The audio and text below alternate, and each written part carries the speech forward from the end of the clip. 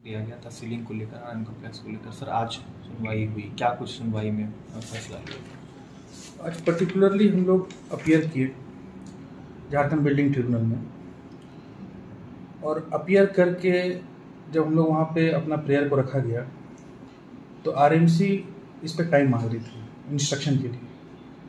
तो हम लोगों ने कोर्ट से आग्रह किया in a very humble manner that's more than 2 to 3 dates they are taking adjournment with any reasoning that may they know good.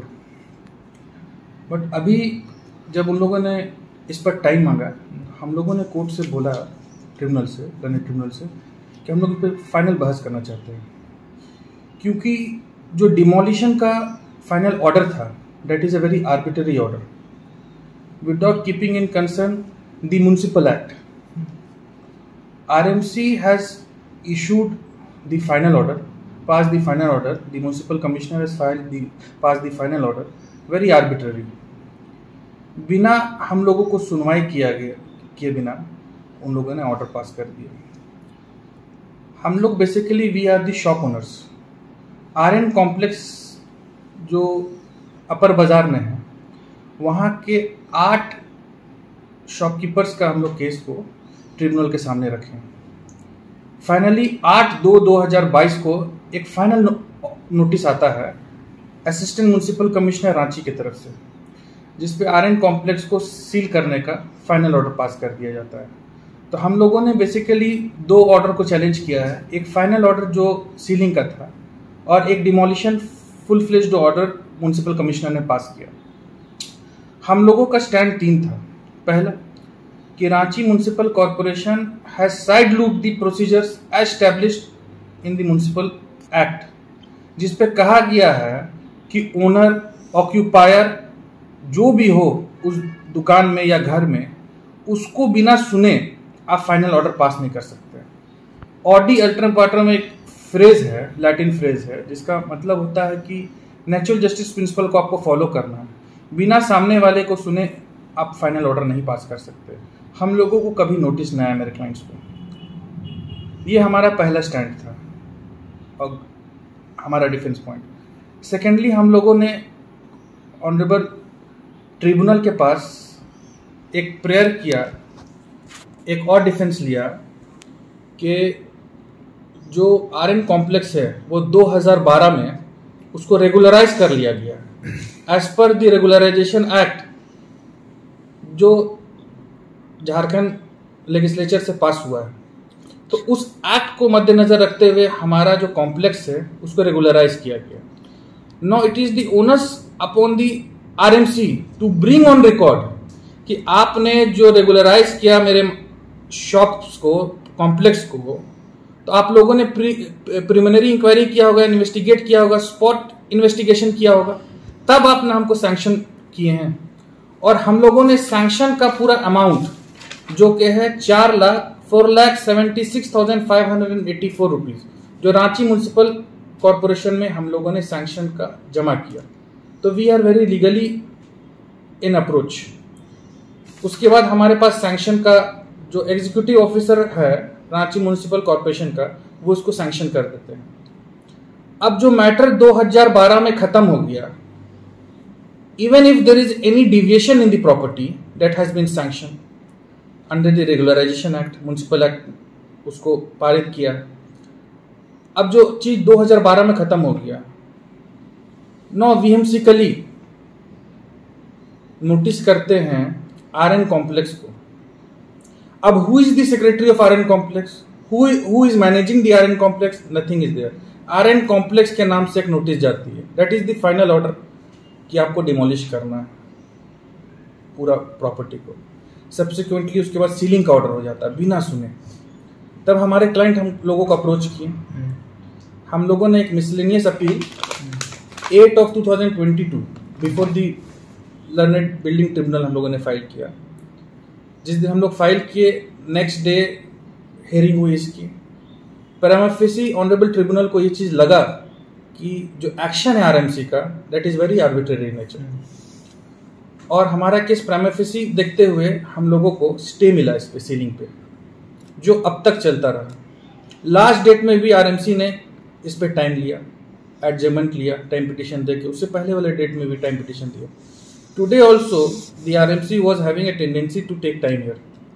Subsequently second half में उनके एडवोकेट आए, फुल फ्लेज्ड बहस किए, हम लोगों ने भी बहस किया, और लर्नेड ट्रिब्यूनल को ये लगा कि हमारा केस बैलेंस ऑफ कन्वीनियंस को भी देखते हुए और म्युनिसिपल एक्ट को भी देखते हुए और रेगुलराइजेशन एक्ट को भी देखते हुए गलत हुआ है, तो हम लोगों का अपील आज अलाउ हुआ। और ये अपर बाजार के लिए बहुत बड़ी जीत है, एक शुरुआत है कि जब आरएन कॉम्प्लेक्स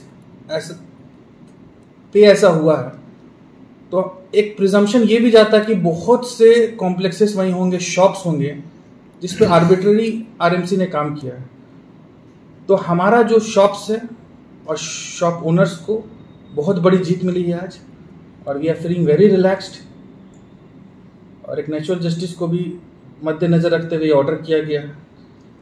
और शॉपकीपर्स जो हैं, टोटल 8 शॉपकीपर्स है, जिसपे इनका नाम है केशव लाल, पवन जलान, धीरज कुमार, विवेक वर्मा, शैलेंद्र कुमार, उसके बाद आप कहोगे संजय कुमार अग्रवाल, अशोक थोरात। ये लोग हैं जो एक एरिया है अपर बाजार का, सुनार पट्टी जिसको बोलते हैं, वहां पर इनका शॉप्स है। तो ये लोग सब्सिक्वेंट परचेजर थे लैंडलॉर्ड से, और जब लैंडलॉर्ड का जो प्रॉपर्टी है वो सैंक्शन हो गया तो ऑटोमेटिकली इट विल रन। हम अगर खरीदते हैं किसी भी प्रॉपर्टी को और वो सैंक्शन हो गया है, दैट बीइंग द केस, वो property legally we have purchased it. अब क्या है कि दोबारा एक चीज को खत्म हो गया, दोबारा लाना को डबल जोपर्डाइज कर रहे हैं हम लोगों को। It is a big win for us and all the shopkeepers. We are very relaxed, और हम लोग को न्याय पे पूरा भरोसा था और हम लोग को आज न्याय मिला। तो सर, क्या आज जो जीत कुछ दुकानदारों के हिस्से में आई है आपके थ्रू, या कहीं ना कहीं उन दुकानदारों को के लिए एक उम्मीद साबित होती है जो अभी भी केस लड़ रहे हैं? बिल्कुल बिल्कुल।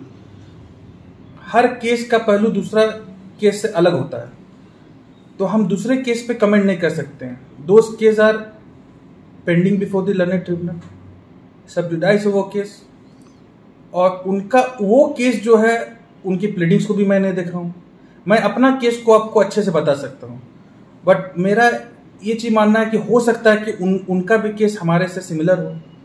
तो अगर सिमिलर ग्राउंड में होगा तो होपफुली ऊपर वाला करे कि अच्छा हो, उन लोग को न्याय मिले। बट हमारा केस में जो प्लीडिंग्स था उस बिहाफ से हम ये बता सकते हैं कि हमारे जो शॉपकीपर्स है, जो क्लाइंट्स है, उनके साथ नाइंसाफी हुई थी, आर्बिट्ररी एक्शन था आरएमसी का। सर, आपको क्या लगता है कि नगर निगम जो है ऐसे दुकानदारों को चिन्हित करके कुछ परेशानी करने का काम किया जा रहा है? आपके अनुसार ऐसा लगता है कि? देखिए, as a law student I should be very constant to my work. So far as my clients are concern, हम उनके बारे तो बोल सकते कि इनको परेशान किया गया। आर्बिट्ररी एक्शन था, face on face arbitrary action था। प्रमा फेसी आप देखिएगा तो जो मामला 2012 में खत्म हो गया लीगली, फिर आप उसको ले आए मेन स्ट्रीम में।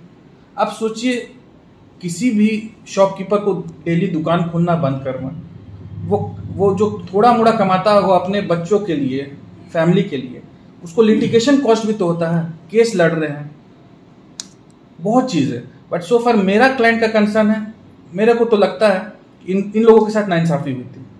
और लोगों का क्या है कि उनका किस फुटिंग में केस है, that is very difficult to tell you all people. Sir, जिस तरह आरएमसी प्राइमरी इन्वेस्टिगेशन किए बिना नोटिस भेज देती है, तो क्या उन दुकानदारों को जो डेली कमाने खाने वाले हैं, इन कानूनी दाव पेजों से उनका कोई लेना देना नहीं होता, तो कहीं ना कहीं आरएमसी उन्हें ग्राउंड लेवल पे परेशान कर रही है, या फिर जो नहीं जानते हैं वो सीधे तौर पे उन पे हमला कर रही है? देखिए, प्रीलिमिनरी इन्वेस्टिगेशन को जो आप बात कर रहे हैं, वो हमारा केस में 2012 में लोग प्रीलिमिनरी इन्वेस्टिगेशन किया है, तब सैंक्शन किया।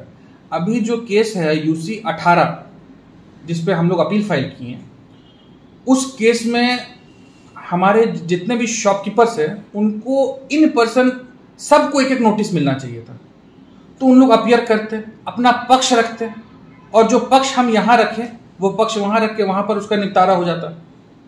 लेकिन अभी क्या है कि वो लोग बेचारे अपना दुकान चला रहे हैं, सुबह से शाम 2 पैसा आ जाए तो घर चले, वो स्थिति है अभी।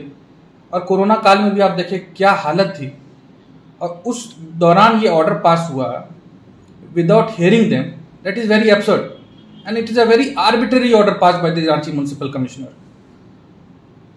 तो हम अपने क्लाइंट को तो हम अब बोल सकते हैं कि उनको वैसा नहीं करना चाहिए था, उनको कम से कम मेन स्ट्रीम में बुलाना चाहिए था। जो पेरेंट कोर्ट है आरएमसी का जहाँ चलता है वहाँ पर उनको सुनना चाहिए था।